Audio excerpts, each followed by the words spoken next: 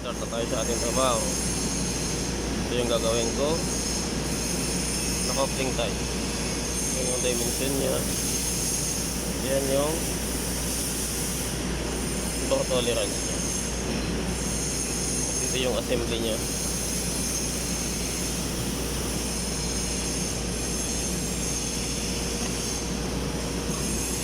Ito yung measuring tools kung gagamitin para sa outer diameter. Ito yung measuring tools na gagamitin ko sa inside diameter. Gagamit tayo ng voltage dial para makuha natin yung tolerance na kailangan. Nakita na siya ngayon. Ang RPM na in-apply ko ay mababa lang para maiwasan natin mag-vibrate yung ating workpiece.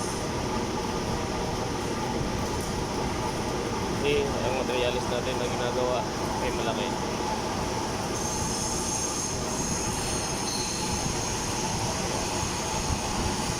Makikita mo yung tips nya, sunog na sunog.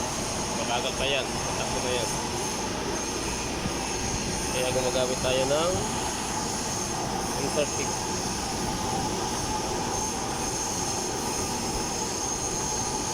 para sa mas production